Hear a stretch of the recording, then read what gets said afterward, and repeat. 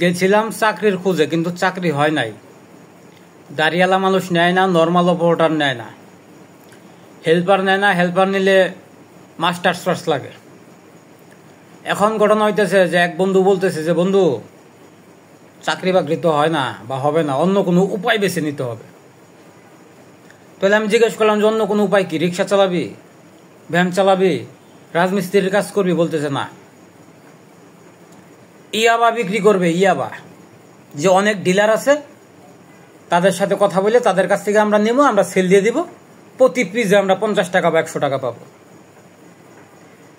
তখন আমি এখন বাসায় এসে চিন্তা করতেছি যে আসলে চাকরি না পাইলে মানুষের মাথায় নানান ধরনের চিন্তা ভাবনা আসে। আমরা তো চাই না যে আমরা এই কাজগুলো করি, আমরা চাই না। আমরা চাই একটা কর্মস্থান, যাতে আমরা, যদি টাকা পয়সা থাকতো ভাই তাহলে ব্যবসা করতাম। বলতে পারেন 10,000 টাকাও নাই, আমার 10,000 টাকাও নাই, আসেন না, এসে তদন্ত করে দেখেন। টাকা পয়সা থাকলে ব্যবসা করতাম। তা আমার বন্ধু বলতেছে যে অনেক ডিলার আছে যারা ইয়াবা বিক্রি করে, তাদের সাথে আমরা যোগাযোগ করব এবং আমরা এলাকায় এলাকায় সাপ্লাই দিব। আমি তাকে বুঝাইলাম যে এগুলা ঠিক না।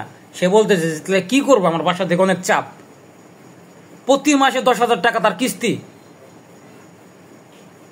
আমি নয় সে তাকে বুঝাইলাম, আমার বুঝ কি সে বুঝবে?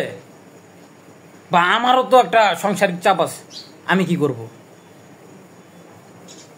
তাহলে এই যে মানুষের যখন কর্মস্থান থাকে না, কর্মক্ষেত্র থাকে না, তখন মানুষের মাথায় বিভিন্ন চিন্তা ভাবনা ঢুকে এবং তারা বিভিন্ন অপকর্মের সাথে লিপ্ত হয়। এটাই বাস্তবতা। কেউ খারাপ হয়ে জন্ম নেয় নাই, এই দুনিয়ায় এসে খারাপ হয়ে গেছে, পরিচিতির শিকার হয়ে খারাপ হয়ে গেছে। খোঁজখবর নিয়ে দেখেন। আর যাই হোক, দেখি কি করা যায়। ধন্যবাদ সবাইকে। সবাই আমার জন্য দোয়া করবেন যাতে আমার একটা চাকরি হয়।